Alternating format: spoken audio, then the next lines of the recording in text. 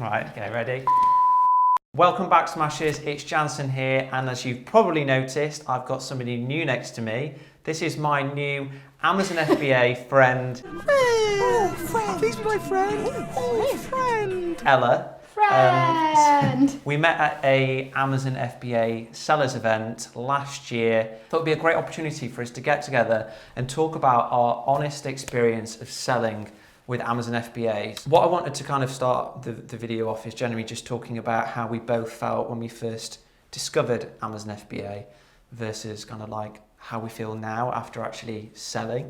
So how did you actually come across Amazon? I think like a lot of people, I was kind of just working in an industry that I sort of kind of liked being in, but also wanted to get out of at the same time, which for me was TV production. See loads of other things online on kind of people going, well, I did this and made loads of things of this. And I was like, where are all these Lamborghinis coming from? I want a Lamborghini, like a pink one. Yeah.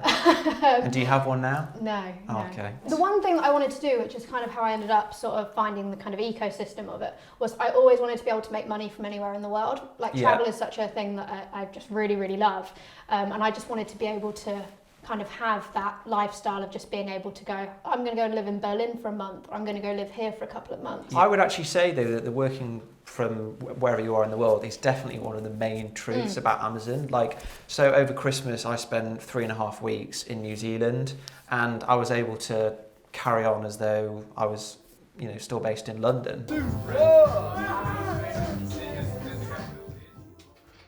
Messages at very weird times from you. Yeah, exactly. Like it was 3 a.m. for your time. I'm like, Ella, can you help me with this or whatever? And like customers probably thought that I was some sort of psychopath replying to messages at 4 a.m. But you know, anyway, the point I'm making is you can genuinely do it, and you've done a load of traveling this year as well. Yeah.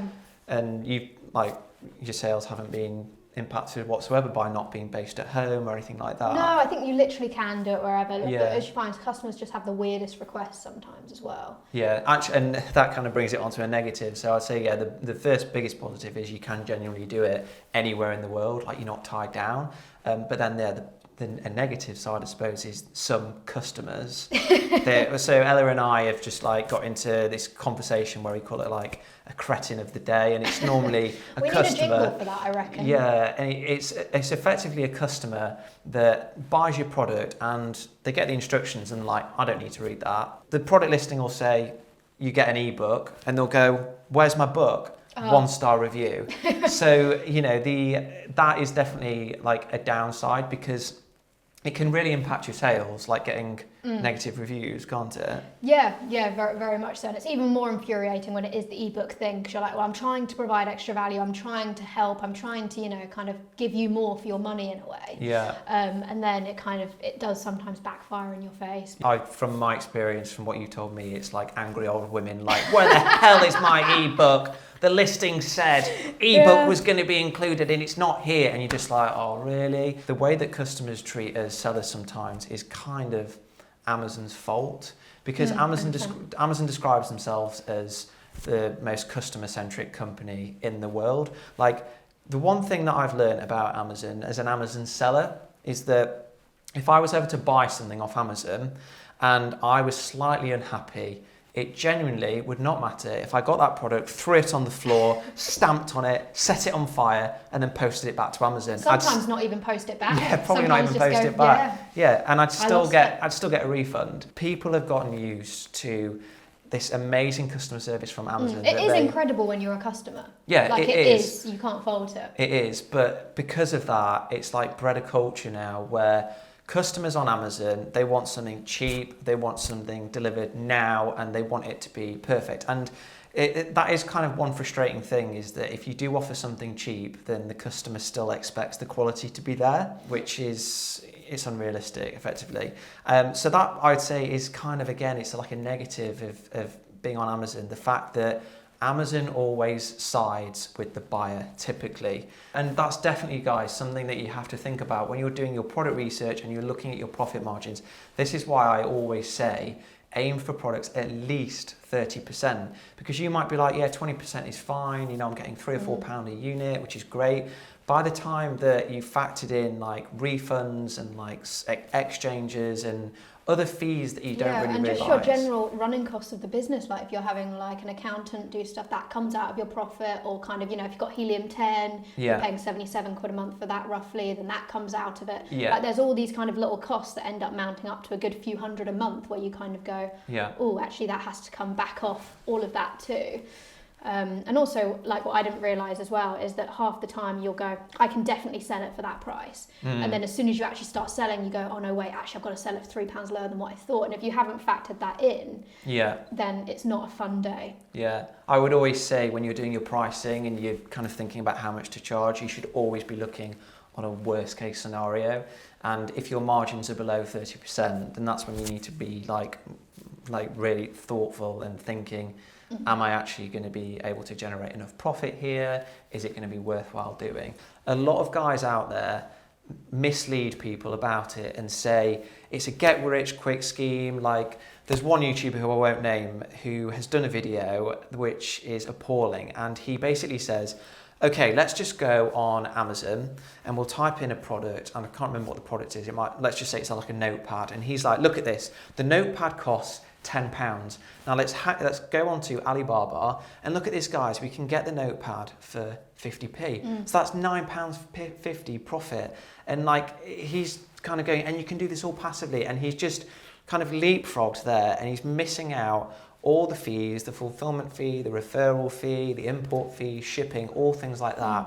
And it's making people think that Amazon FBA is all about buying a product cheaply and then selling that same product for a higher price. And I think it used to be that. I think so. I think that's one of the main things that's really changed is the level of value that you now have to give. Yeah. You can't just copy and paste a product that you find on Alibaba or whichever supplier website and then paste it over.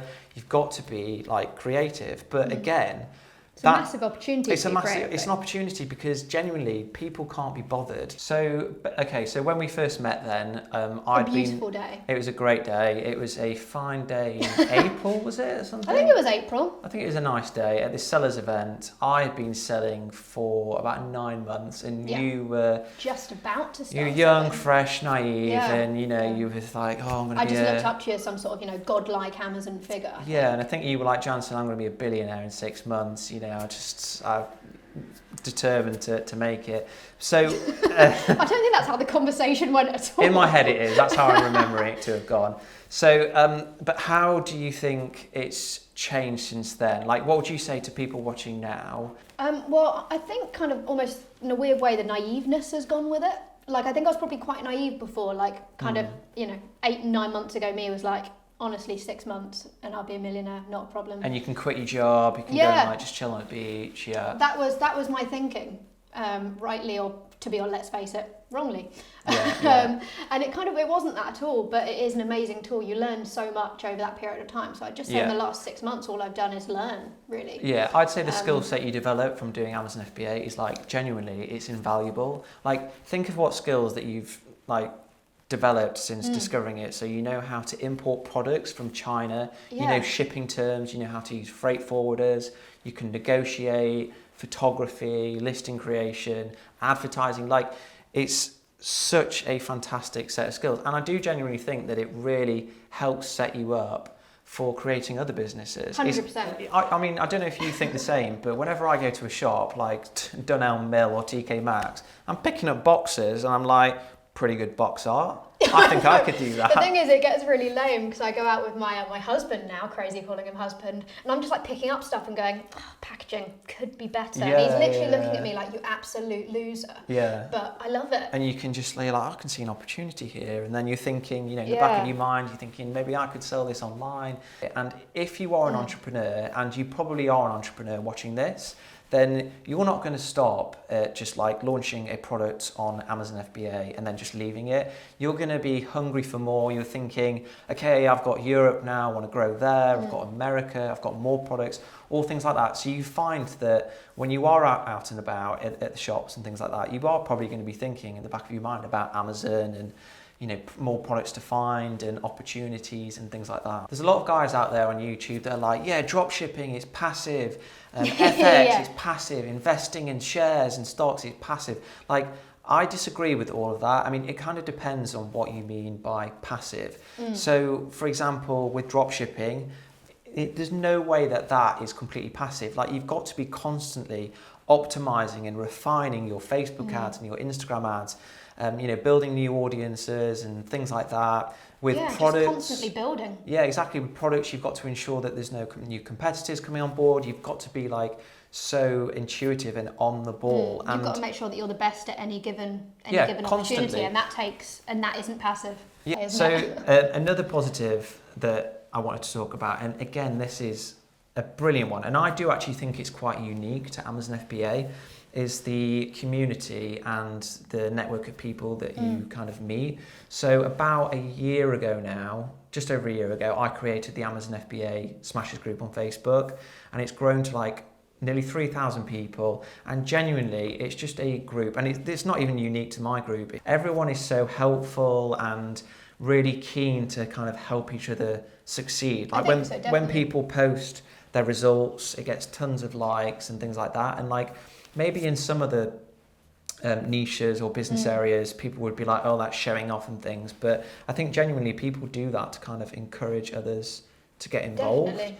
I've never been in a group where everyone's just so nice. Yeah, strangely nice. Strangely nice. Like, you think, what do you really want? I really like that I've learned so much about Amazon. I actually calculated how many hours I've spent learning about Amazon. I mean, of course you calculated how many hours you spent. Yeah, guys, this is ridiculous. So since I discovered it, I've spent 2,500 hours, which is it's quite a lot learning about Amazon. Isn't it? You've got to get up to like 10,000 hours. Yeah, that's when you're the expert. Master. Okay, don't put me down. Oh, sorry, that's fine.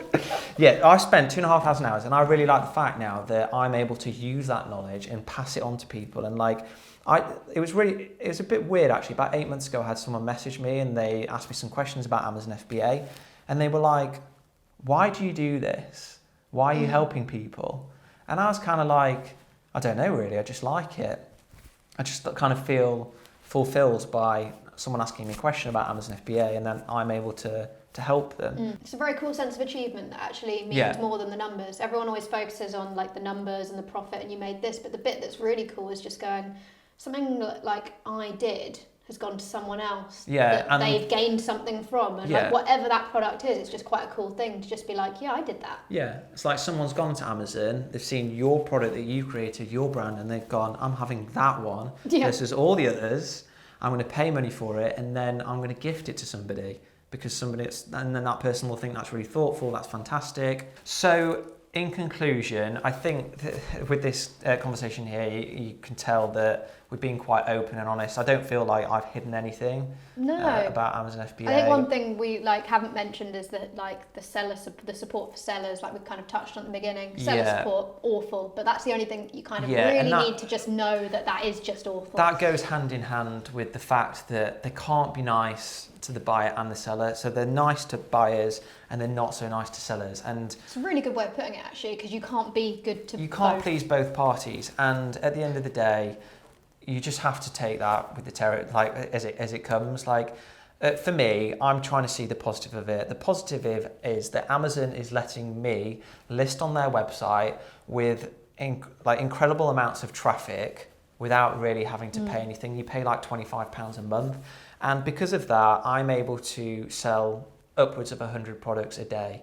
And the cost of that is obviously you pay the fees to Amazon, and sometimes things don't go your way. But I mean, you and I have been selling now. I've been selling for over a year, and you've been selling for over 6 months. Do you regret starting to sell with Amazon FBA? No, not at all. Mainly for just everything that I've learned more than anything else on top of it, really. The confidence that it gives you. Yeah, meeting you is a real highlight. Best friends. So Ella's background is like media and just being creative, basically. I'm a numbers bard. My job is working in banking, and I'm on a laptop. Honestly, I send in my numbers for stuff all the time, and I'm just like, I just don't understand. Didn't I send you something, and I just tried to work out my ROI, and I just written it down on a piece of paper, and you were like, that's literally. I was just like, I don't know what you've done there, but it's very, very wrong. But then, on the opposite side, I'm like spending ages creating something, and I'm like, this looks really good, and then I'll show it to Ella, and she'll be like, that looks awful. No one's going to buy that. Right, So it's pass kind it of like, you know, we've come together. We've brought my skills and Ella's skills in being creative, and we've created a company called The Listing Company, which basically now has expanded like its services to be reviewing listings for you guys. So if you're not that confident, or if you want to know if your listing can be improved, and then we also do like just listing creation, so designing images for you and things like that. We're now starting a service where we'll review products for you. So if you send us product ideas, we can like tell you our thoughts on it. Yeah. All sorts of things like that. So I don't want to spend too much time talking about that. But if it weren't for Amazon FBA, then we would never have met, and we would never have started doing things like that. So thank you so much for watching, guys. I'm going to put a link for Ella's channel in the description below. She's going to start to do videos on Amazon FBA and maybe like graphics and things like that. Yeah, some fun stuff. Yeah. So thanks for watching, guys. And if you did enjoy this video, please do remember to subscribe, and I'll see you next time.